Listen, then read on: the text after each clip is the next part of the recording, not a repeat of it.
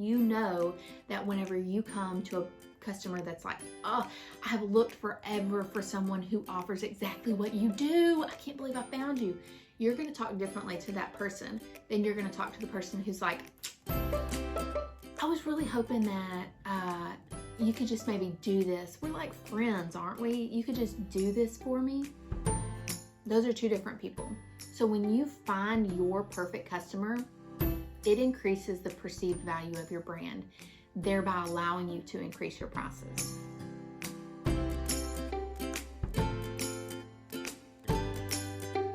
If you find yourself constantly asking, why do my customers always ask for discounts? You probably need to listen to this video.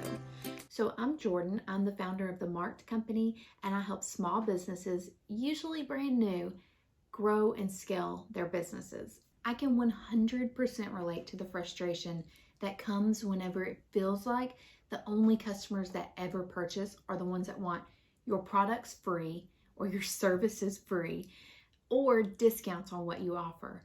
And I'm going to give you today a few solutions or things that you can add to your business as it is right now, and then also some equations to use if you aren't 100% sure if you're charging your audience the right price for your products or services. As far as solutions go, you might just need to raise your prices.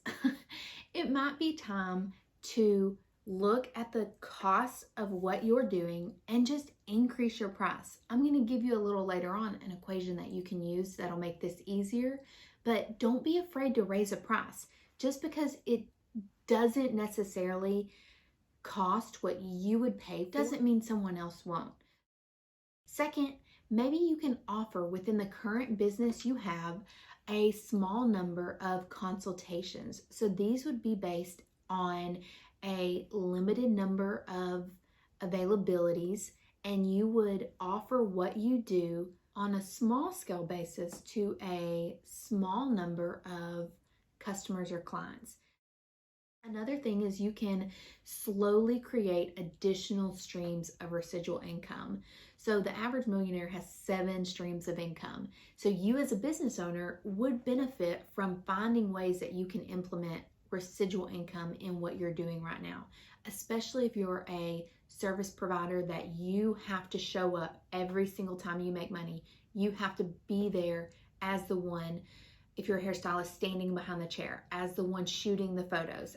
You need to create residual income. So some ideas on residual income streams that you could create are subscription services. Maybe you can, within your business model, create a service that provides your customers, your current customer base, with products they need maybe monthly. This is great for like beauty industry providers, service providers, because you can offer your customers maybe some maintenance products. So they pay a fee, they get products monthly or every 2 weeks or every 2 months.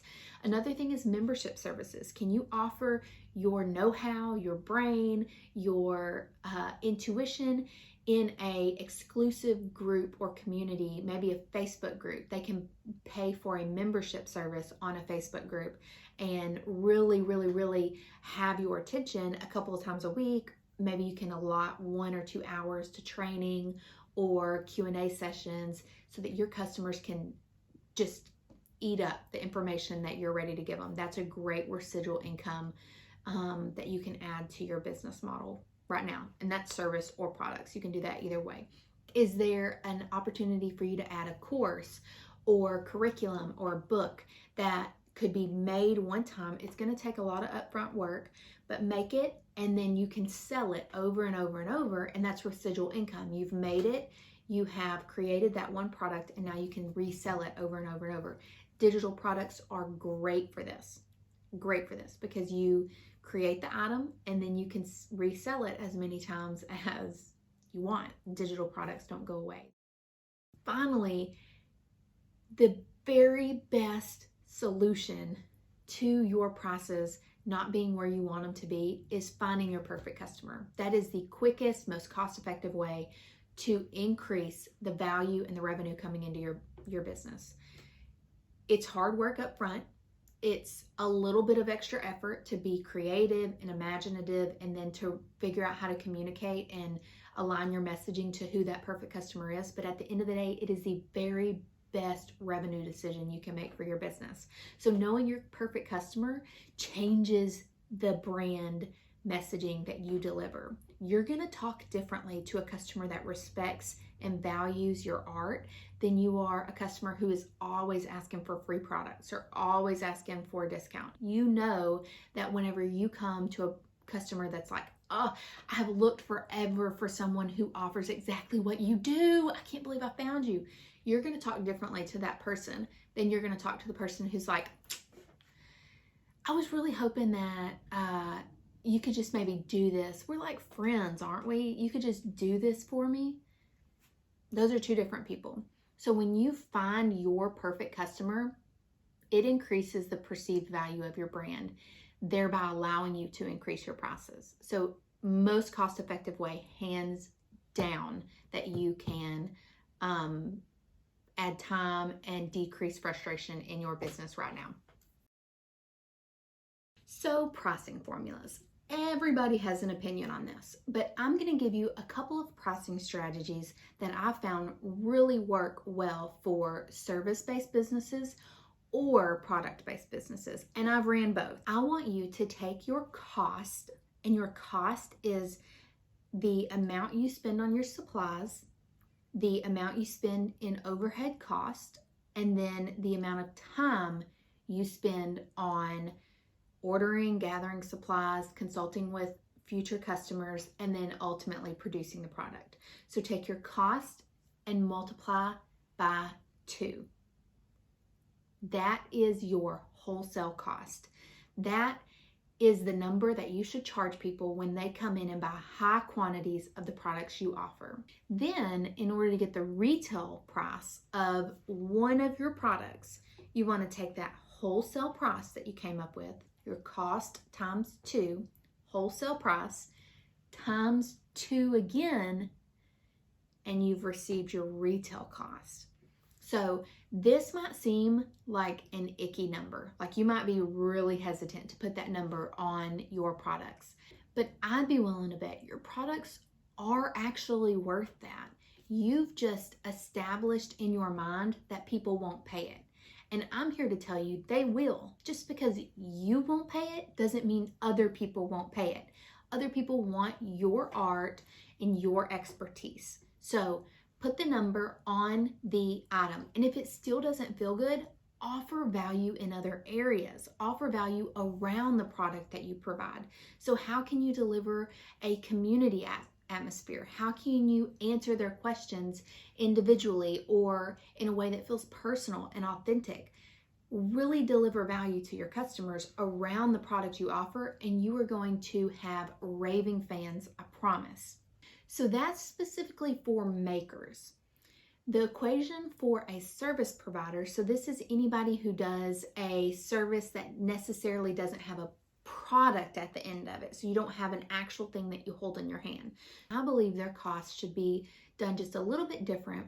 I believe you should take your cost, that is the amount of your supplies, that is your time invested, and that is the market. So kind of look at the market and see what other people are charging around you, especially if you're local, and times that by your profit margin that you intend to make or you would like to make. If it's 30%, you would multiply it by 0.3.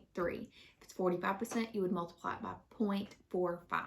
And that is the number of the service that you provide. That's the price point of the service you provide. So at the end of the day, we don't want to raise our prices just for the sake of raising them. We're not gouging our customers. We would never, ever, ever, ever, ever want to do that. We're raising our prices because we want to continue serving the people that we're serving. Our business will not exist with prices that can't even cover our costs. So you as a business owner have to do the honest and hard work of figuring out what your products are actually worth. You need to be in the marketplace. You need to continue serving the customers that you're currently serving and the future perfect customers that are going to be coming in your door. So raise your prices if necessary and don't feel bad about it. It's continuing to do the thing that you believe you were put here to do. And so finally, I want to challenge you to do the hard work of figuring out who your perfect customer is and also running the numbers on your business. Are your prices that you can grow into, or are your prices in no way, shape, or form covering the cost of your businesses? If that's the case, your business will die. So I want you to run your numbers and, if needed, raise your prices. If you haven't grabbed the 25 questions about your perfect customer yet, go ahead and grab it. You're going to love it. So I hope you all have a great Tuesday, and I will see you on Thursday.